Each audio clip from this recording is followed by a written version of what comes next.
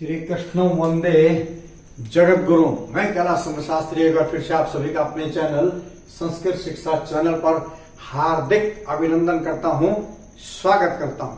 प्रतिदिन की भांति एक बार फिर से वही विनम्र निवेदन कि जो मेरी इस वीडियो को पहली बार देख रहे हैं या पहली बार मेरे चैनल पर विजिट कर रहे हैं, कृपया करके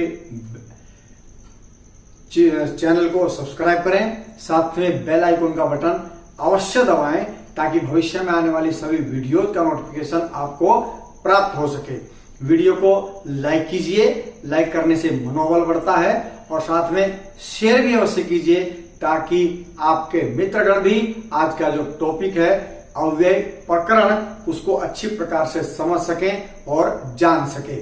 इससे पहले हम जो है कारक प्रकरण कर चुके हैं जिसमें हमने उपपद विभक्तियों को भी समझ लिया था, जान लिया था।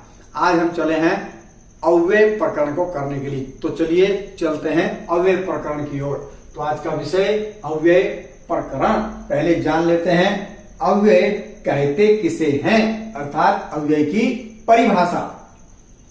जो व्यय न हो, व्यय का मतलब खर्च होना, जो खर्च न हो मतलब जितना है उतना का उतना रहे, जैसा है वैसा का वैसा रहे, सीधा सा अर्थ है। तो जो व्यय न हो अर्थात सदा एक जैसा रहे, जैसा है वैसा ही रहे। अव्यय उन शब्दों को कहते हैं जिनमें लिंग, वचन, विभक्ति आदि की दृष्टि से किसी प्रकार का कोई परिवर्तन नहीं होता और जो सदा एक समान रहते हैं। लिंग का मतलब पुल्लिंग में है तो पुल्लिंग में रहेगा, स्त्रीलिंग है तो स्त्रीलिंग में रहेगा। पुल्लिंग और स्त्रीलिंग दोनों प्रयोग करें वहां पर वो वैसा का वैसा ही रहता है। उसके बाद वचन, चाहे उन शब्दों के एकवचन में प्रयोग करो चाहे बहुवचन में प्रयोग करो, वो सदा वैसे ही रहते हैं। विभक्ति, प्रथमा से लेकर संबोधन तक कहीं भी उनका प्रयोग करो, उनमें किसी प्रकार का कोई परिवर्तन नहीं होता। इसलिए कहा गया लिंग, वचन, विभक्ति की दृष्टि से जिसमें किसी प्रकार का कोई भी परिवर्तन नहीं होता, बदलाव नहीं होता, उन्हें अव्यय कहते हैं। उदाहरण दिया है जैसे यदा, कदा, सदा, सर्वदा, ये सब अव्यय हैं। इनको चाहे पुल्लिंग में प्रयोग करो चाहे स्त्रीलिंग में प्रयोग करो, एक वचन में प्रयोग करो, बहुवचन में प्रयोग करो, द्विवचन में प्रयोग करो, प्रथमा विभक्ति में प्रयोग करो, चाहे संबोधन में प्रयोग करो, ये ऐसे के ऐसे ही रहते हैं। इसीलिए इनको कहा जाता है अव्यय। और इन्हीं अव्ययों को हिंदी में कहते हैं अविकारी। अविकारी का मतलब जिसमें कोई विकार न हो, जिसमें कोई परिवर्तन न हो। हिंदी में प्रयोग के आधार पर शब्द दो प्रकार के होते हैं, नंबर एक विकारी और नंबर दो अविकारी।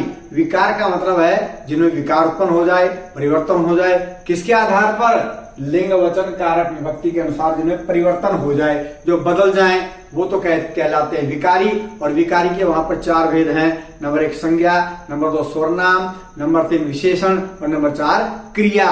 और अविकारी के भी चार भेद हैं, क्रिया विशेषण, संबंध बोधक, समुच्चय बोधक, विस्मयादि बोधक। इस प्रकार हिंदी में प्रयोग के आधार पर शब्द के 8 भेद होते हैं, संज्ञा, स्वर्नाम, विशेषण, क्रिया, क्रिया विशेषण, संबंध बोधक, समुच्चय बोधक और विस्मयादि बोधक। तो चलिए हम चलते हैं अपने एक श्लोक आता है अव्यय के विषय में, उसको पढ़ लेते हैं। सदृशम त्रिषु लिंगेषु, त्रिषु तीनों, लिंगेषु माने लिंगों में, तीन लिंग, पुल्लिंग, स्त्रीलिंग और नपुंसकलिंग। तीनों लिंगों में सदृशम जो समान रहता है।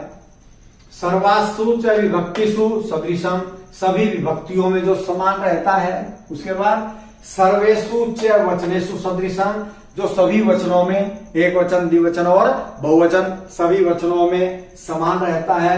यत न व्यय इति, जिसमें किसी प्रकार का कोई व्यय नहीं होता, परिवर्तन नहीं होता, तत् अव्ययम, वह अव्यय होता है। तो लिंग, विभक्ति और वचन में जो एक जैसा रहे हमेशा, जिसमें कोई परिवर्तन नहीं, उसे क्या कहते हैं? अव्यय। इसी को हिंदी में क्या कहते हैं? अविकारी। तो चलिए आज अव्यय अर्थ और वाक्य प्रयोग ये करते हैं, कल से और विस्तार से और करेंगे। तो आज केवल ये 7 लिखे मैंने, इन 7 को आज करते हैं, समझते हैं, जान लेते हैं।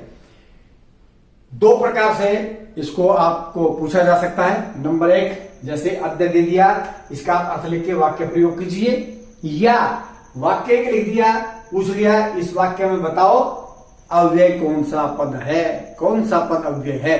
तो इसीलिए मैंने चिन्ह लगाया, नीचे रेखा खींची है ताकि आपको ध्यान रहे इस वाक्य में कौन सा अव्यय है।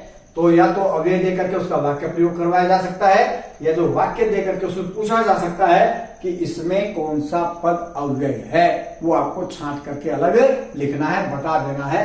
कम से कम 2 नंबर का ऐसा परीक्षा में आता है। तो अद्य, आज, अद्य सोमवासरः अस्ति, आज सोमवार है, वाक्य प्रयोग है ये।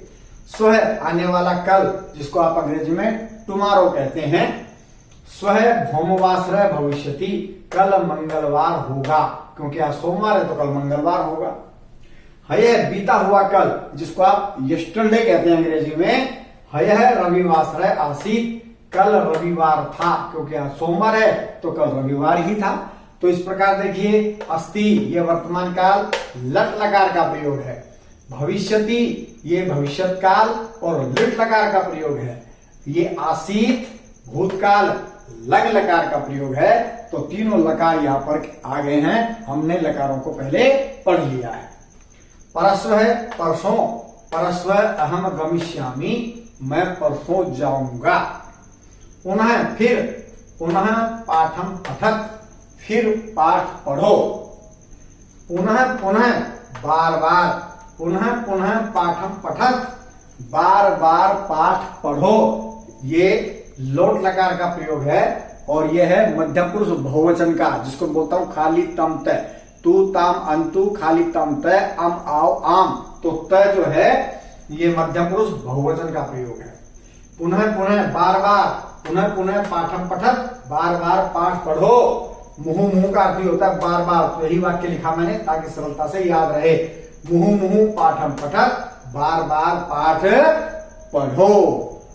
तो अव्यय आप समझ लें, जान लें, आप उसका परिभाषा जान लें और वाक्य के अंदर अवयवों को छांटना, यदि शब्द आए तो उनका वाक्य प्रयोग करना आप सीख लें। आज के लिए इतना ही, मिलते हैं अगली वीडियो में। तब तक के लिए जय भारत, जय भारती।